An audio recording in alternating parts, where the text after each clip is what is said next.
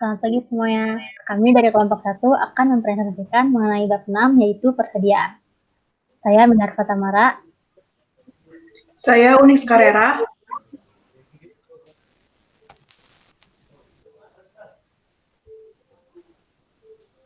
Saya Dinvia Putri. Saya Syahira Nela Syafran. Saya Safa Amanda. Klasifikasi persediaan. Di perusahaan manufaktur, beberapa persediaan atau inventory mungkin belum siap untuk dijual. Akibatnya, produsen biasanya mengklasifikasikan inventaris ke dalam 3 kategori. Yang pertama yaitu barang jadi, yang kedua yaitu barang dalam proses, dan yang ketiga adalah bahan mentah. Persediaan barang jadi adalah barang produksi yang telah selesai dibuat dan siap untuk dijual. Barang dalam proses adalah bagian dari persediaan yang diproduksi yang telah dimasukkan ke dalam proses produksi tetapi belum selesai, dan bahan baku adalah barang pokok yang akan digunakan dalam produksi tetapi belum diproduksi. Dengan mengamati level dan perubahan level dari ketiga tipe inventaris ini, pengguna laporan keuangan dapat memperoleh wawasan tentang rencana produksi manajemen. Misalnya, tingkat bahan yang tinggi menunjukkan bahwa manajemen yakin memiliki persediaan yang cukup dan produksi akan melambat mungkin untuk mengantisipasi resesi. Sebaliknya, tingkat bahan baku yang tinggi dan tingkat barang jadi yang rendah mungkin menandakan bahwa manajemen berencana untuk meningkatkan produksi. Menentukan jumlah persediaan. Tidak peduli apakah perusahaan menggunakan sistem persediaan periodik atau perpetual, semua perusahaan perlu menentukan jumlah persediaan pada akhir periode akuntansi. Jika menggunakan sistem perpetual, perusahaan melakukan inventarisasi fisik karena alasan berikut. Yang pertama yaitu untuk memeriksa keakuratan catatan persediaan perpetual mereka, dan yang kedua untuk mengetahui besarnya kerugian persediaan akibat pemborosan bahan baku, pengutilan, dan pencurian dari karyawan. Perusahaan yang menggunakan sistem persediaan periodik mengambil persediaan fisik untuk 2 tujuan yang berbeda, yaitu untuk menentukan persediaan yang ada pada tanggal laporan posisi keuangan dan untuk menentukan harga pokok penjualan untuk periode tersebut.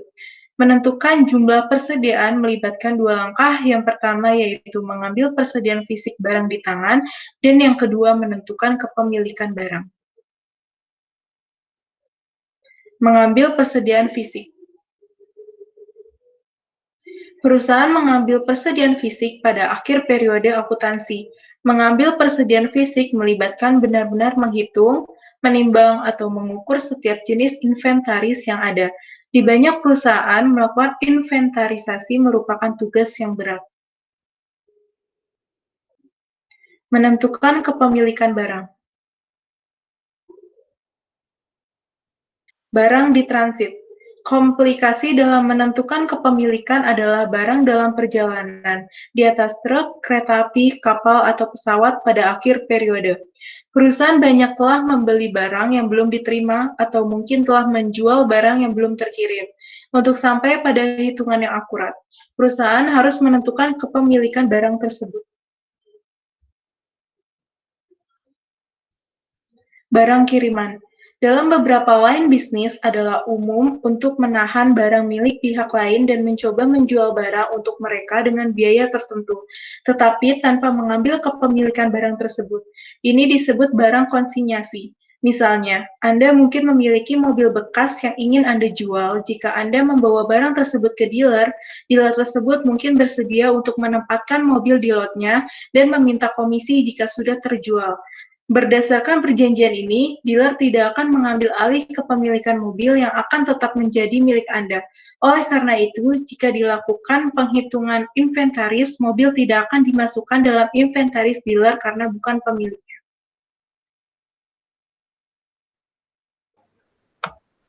Metode pembiayaan. harga pokok barang bisa diterapkan pada kuantitas yang tersisa dengan menggunakan metode-metode penentuan harga pokok. Ada 3 metode, yaitu identifikasi khusus atau specific identification, first in, first out, dan yang ketiga itu biaya rata-rata atau average cost. Ini adalah contoh kasus yang akan kita pakai untuk menjelaskan salah satu metode. Griffith Home Entertainment membeli 3 unit TV berukuran 50 inci pada tanggal yang berbeda dengan harga masing-masing 720, 350, dan 800. Sepanjang tahun berjalan, Griffith menjual 2 unit TV dengan harga jual 1.200 per unit.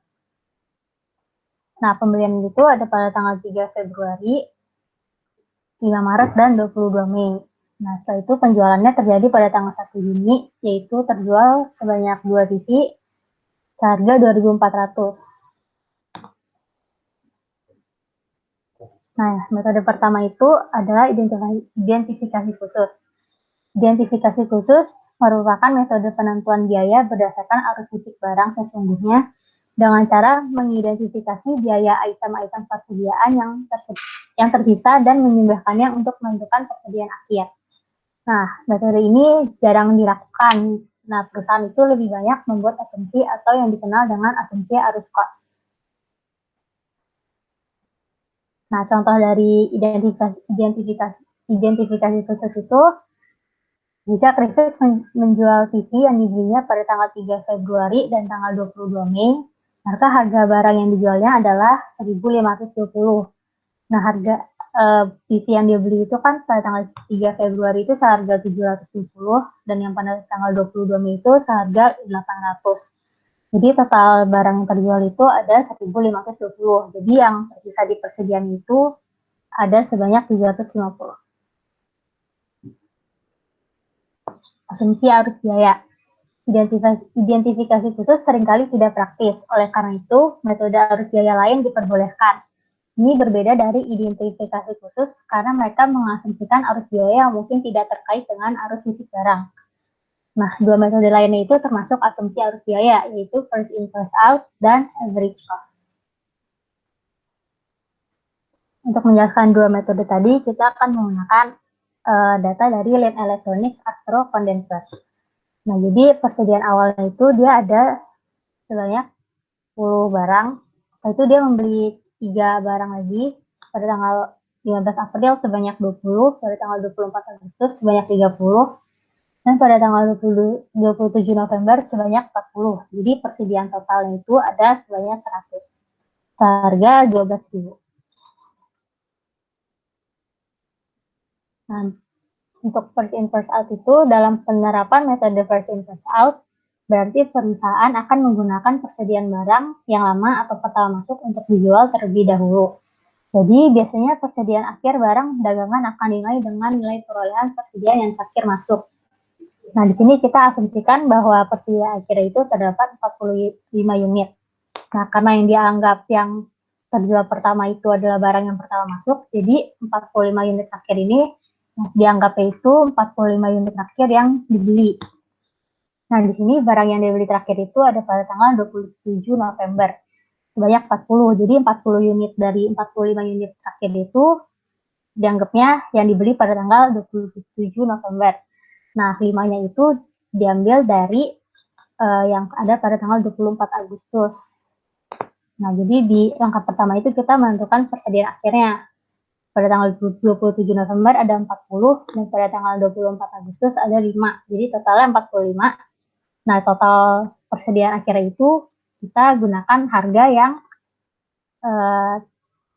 sesuai harga yang dibelinya. Jadi totalnya itu ada 5.800. Nah, setelah itu kita menentukan harga pokok penjualan.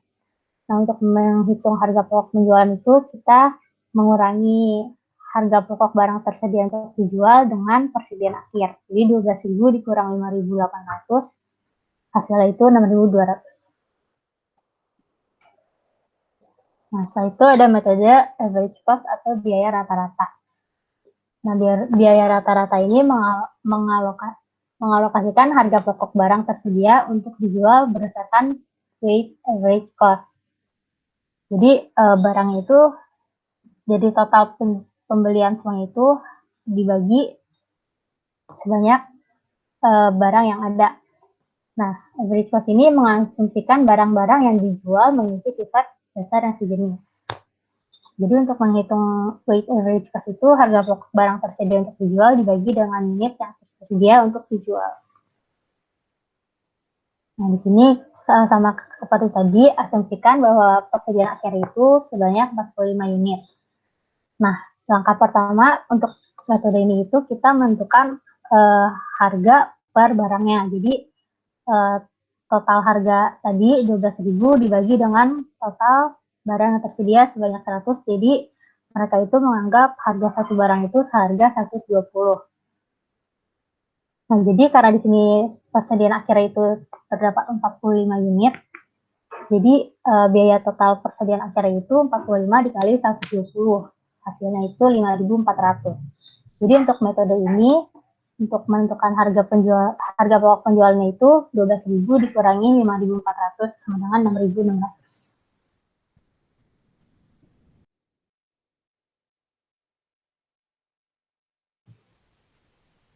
Laporan keuangan dan pengaruh pajak dari metode arus biaya. Salah satu dari dua asumsi arus biaya dapat diterima untuk digunakan. Lenovo menggunakan metode biaya rata-rata. Yingli Solar menggunakan biaya rata-rata untuk bahan baku utama dan Vivo untuk sisa persediaannya. Di sini ada laporan laba rugi. Itu ada Vivo sama ada biaya rata-ratanya. Di net income itu Vivo itu ada 2.310, terus biaya rata-rata itu net income-nya ada 2.030.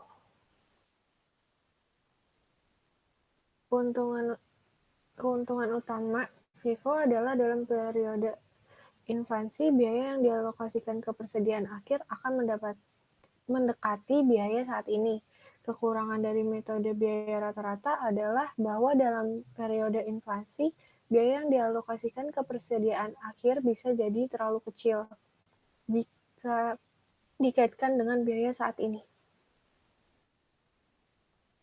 Dampak perpajakan, baik persediaan dan laba bersih, lebih tinggi ketika perusahaan menggunakan Vivo dalam periode inflasi. Biaya rata-rata menghasilkan pajak penghasilan yang lebih rendah karena laba bersih yang lebih rendah selama masa kenaikan harga.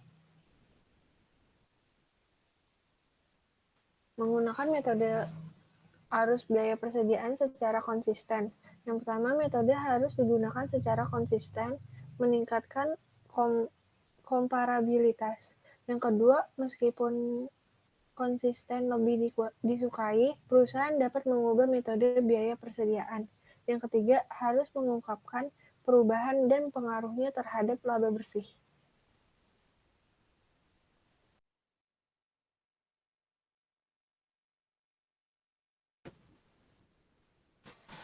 Pengaruh kesalahan inventaris. Dalam beberapa kasus, kesalahan disebabkan oleh kegagalan untuk menghitung atau memberi harga pada persediaan dengan benar. Dalam kasus lain, kesalahan sering terjadi karena perusahaan tidak mengenali dengan benar pengalihan hak atas barang yang sedang dalam perjalanan. Ketika kesalahan terjadi, mereka mempengaruhi laporan laba rugi dan laporan keuangan. Efek laporan laba rugi. Persediaan akhir satu periode secara otomatis menjadi persediaan awal periode berikutnya. Dengan demikian, kesalahan persediaan mempengaruhi perhitungan harga pokok terjual dan datang dalam dua periode. Efek terhadap harga pokok penjualan dapat dihitung dengan terlebih dahulu memasukkan data yang salah dalam rumus di ilustrasi 6.11 dan kemudian mengganti dengan data yang benar. Awal inventaris ditambah biaya barang membeli dikurang akhir inventaris sama dengan biaya barang dijual.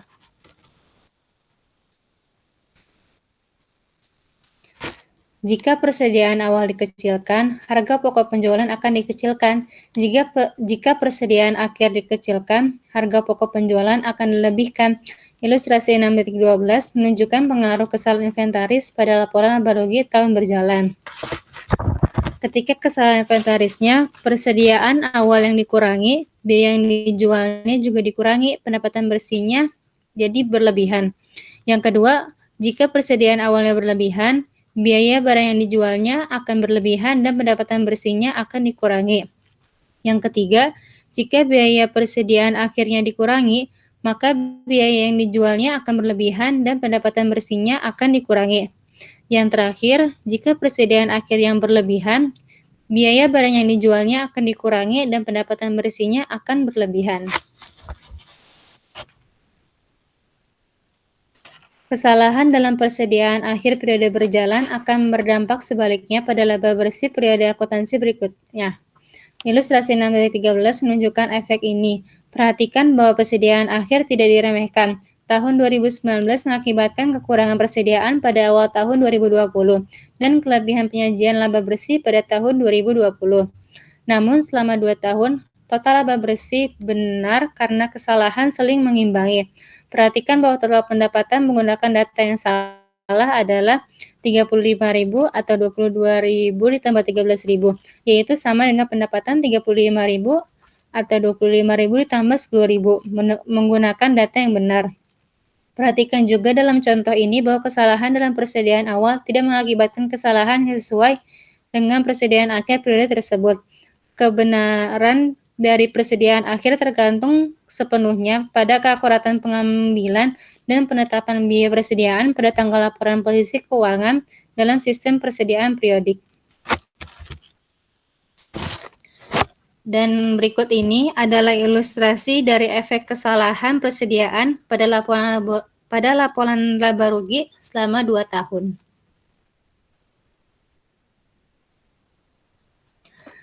Laporan pengaruh posisi keuangan.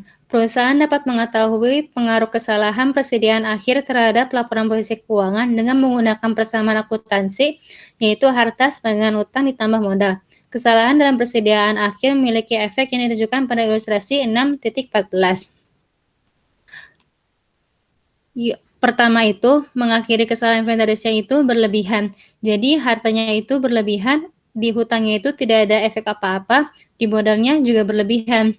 Tapi jika diakhiri kesalahan inventarisnya dikurangi, hartanya juga dikurangi, di hutangnya tidak ada efek apa-apa, dan di modalnya juga dikurangi.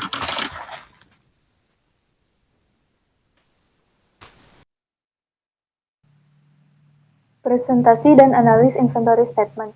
Presentasi. Seperti pada bab 5, persediaan diklasifikasikan dalam laporan posisi keuangan sebagai SKR T2 tepat di atas piutang. Dalam laporan laba rugi multilangkah, harga barang real dari penjualan bersih. Juga harus ada pengungkapan satu sitos persediaan utama atau 2 dasar akun biaya atau nilai realisasi biaya atau bersih yang lebih rendah, dan BI the cost atau FIFO atau biaya rata-rata. Nilai realisasi yang lebih rendah dari biaya atau bersih. Nilai inventoris bagi perusahaan yang menjual barang-barang berteknologi tinggi atau fashion dapat turun drastis akibat perubahan terus-menerus dalam teknologi atau mode. Keadaan ini terkadang memerlukan metode penilaian inventory selain yang disajikan sejauh ini. Misalnya membeli Ranger di Ford pada suatu waktu memutuskan untuk membeli palladium dalam jumlah besar.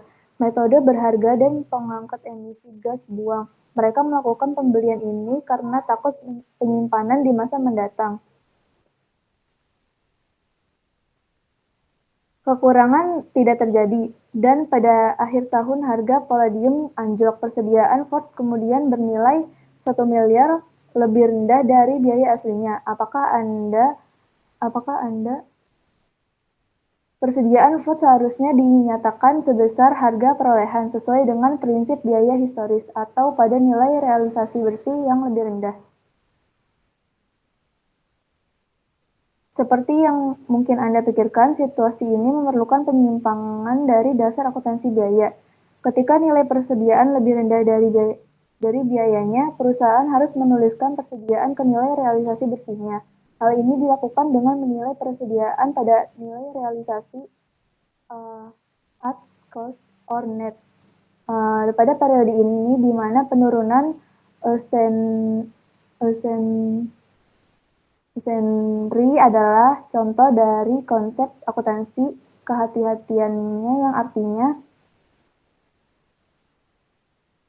pilihan terbaik di antara alternatif akuntansi adalah metode yang paling tidak melebih-lebihkan 35 set dan laba bersih. Berdasarkan LCNRV, nilai realisasi bersih mengacu pada jumlah bersih yang direalisasikan atau diterima perusahaan dari penjualan persediaan. Secara khusus, nilai realisasi bersih adalah estimasi harga jual dalam kegiatan bisnis normal, dikurangi estimasi biaya untuk menyelesaikannya dan jual. Perusahaan menerapkan LCNRV ke item dalam persediaan setelah mereka menggunakan salah satu metode penerapan biaya persediaan atau identifikasi khusus FIFO atau biaya rata-rata untuk menentukan biaya. Untuk mengilustrasikan penerapan LCNRV, asumsikan bahwa GoTV memiliki produk dagang berikut dengan biaya dan nilai realisasi bersih seperti yang ditunjukkan. LCNRV memberikan hasil yang ditunjukkan pada ilustrasi 6.15. Perhatikan bahwa jumlah yang ditampilkan di kolom terakhir adalah jumlah nilai realisasi yang lebih rendah dari biaya atau bersih untuk setiap item. Berikut adalah ilustrasi 6.15.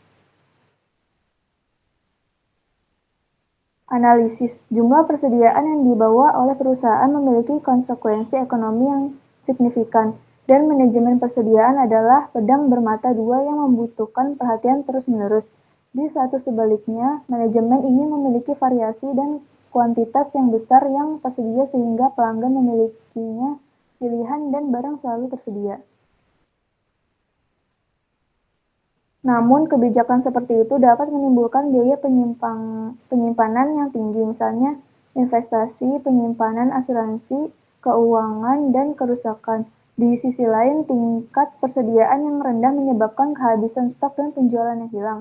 Rasio umum yang digunakan untuk mengelola dan mengevaluasi tingkat persediaan adalah perputaran persediaan dan ukuran terkait hari dalam persediaan. Perputaran persediaan pengukur beberapa kali rata-rata persediaan terjual selama periode tersebut. Tujuannya untuk mengukur likuiditas persediaan. Perputaran persediaan dihitung dengan membagi harga pokok penjualan dengan persediaan rata-rata selama periode tersebut, kecuali jika faktor musiman yang signifikan. Inventoris rata-rata dapat dihitung dari awal dan mengkode saldo inventoris.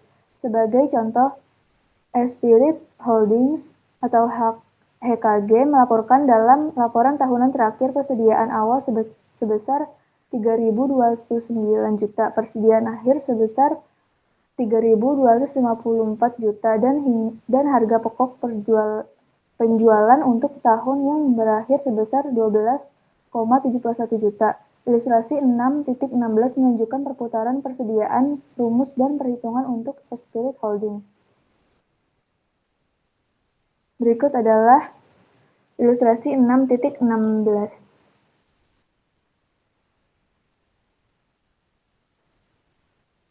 Varian dari perputaran persediaan adalah hari dalam persediaan.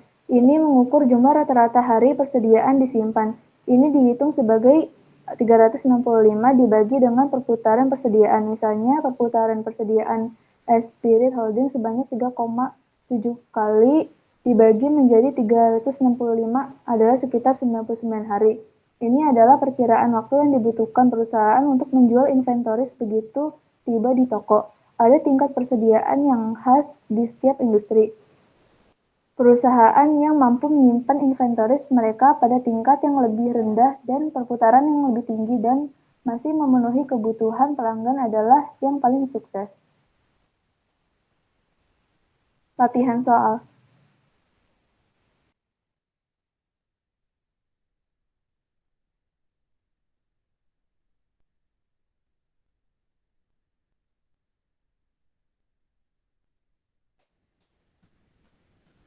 soal E5.6.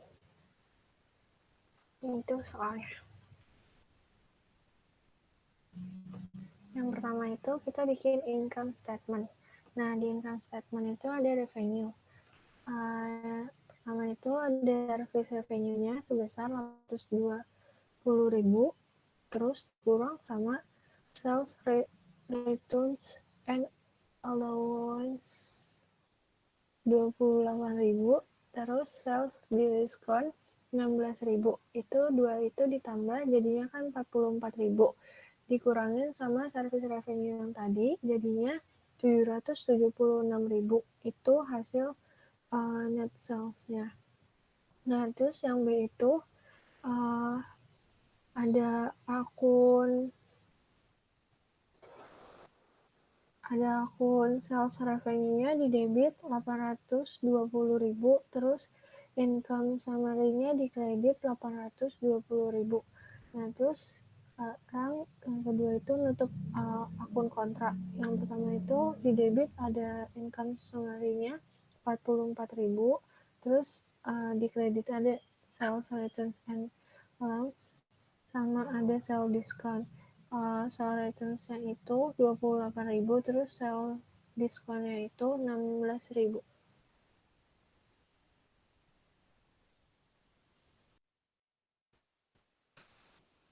Selanjutnya nomor 5.11. Soalnya, seorang akuntan yang tidak berpengalaman untuk Zoeng Kramix membuat kesalahan berikut dalam catatan melakukan transaksi merchandising. Yang pertama, pengambilan dana sebesar 1.750 kepada pelanggan untuk barang dagangan yang rusak didebit ke pendapatan penjualan sebesar 1.750 dan dikreditkan ke kas sebesar 1.750. Yang kedua, pembelian persediaan senilai 1.400 didebit ke persediaan sebesar 1.400 dan dikreditkan ke kas sebesar 1.400. Yang ketiga, diskon penjualan sebesar 2.150 didebit ke pendapatan penjualan. Dan yang terakhir, pembayaran tunai sebesar 200 untuk pengiriman atas pembelian merchandise di debit breakout sebesar 2.000 dan dikreditkan ke kas sebesar 2.000. Instruksinya, siapkan jurnal koleksi terpisah untuk setiap kesalahan. Asumsikan bahwa entry yang salah tidak terbalik.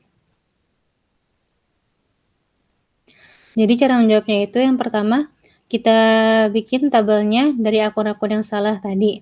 Yang kedua, baru kita bikin tabel correcting entries-nya. Nah, yang pertama itu kan yang salahnya itu kan di sales revenue-nya, yang seharusnya sales return and allowance. Jadi di debitnya itu kita ganti sales return and allowance, di kreditnya baru kita tulis sales revenue. Jumlah debit kreditnya tetap sama 1.750. Yang kedua, kan salahnya dua-duanya, inventory sama cash-nya itu kan salah. Jadi di benernya itu di debitnya itu supply, di kreditnya inventory. Yang kedua di debitnya itu cash, di kreditnya itu account payable. Debit kreditnya tetap sama sebesar 1.400. Yang ketiga sama seperti yang pertama, kesalahannya di debitnya. Yang seharusnya sales discount jadi sales revenue. Jadi ditulis di sini debitnya itu sales discount, di kreditnya itu sales revenue. Jumlah debit kreditnya tetap sama 2.150.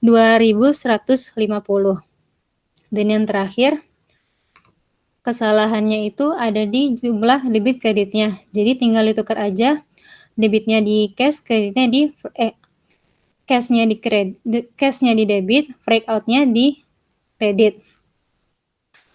Terus jadi debit kreditnya itu sebesar 1.800. Dan yang ketiga baru tabel yang telah diperbaiki.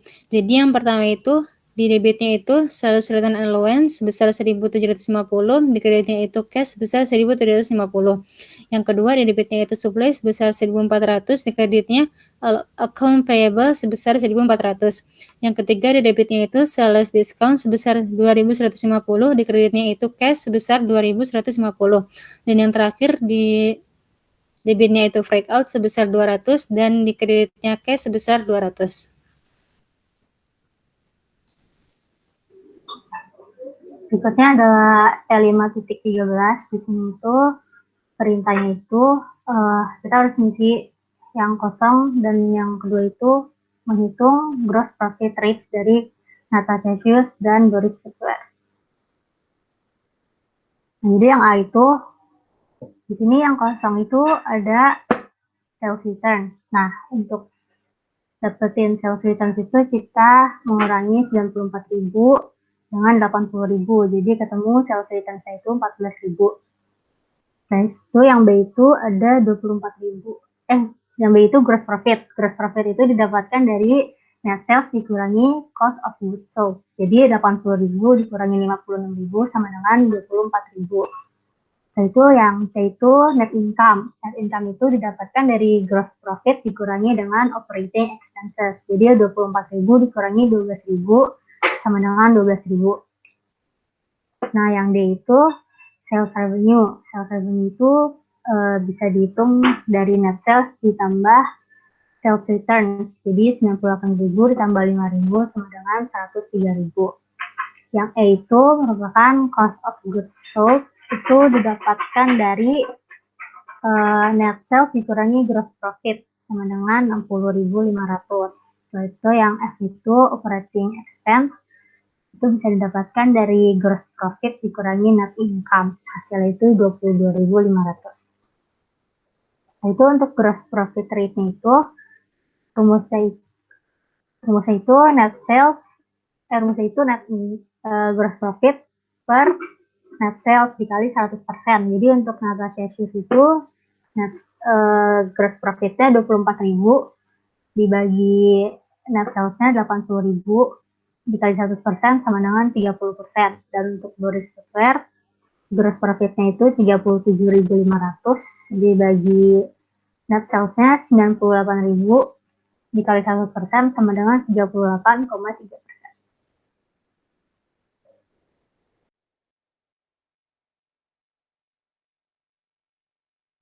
Berikut adalah soal problem 45.1 LO2 3.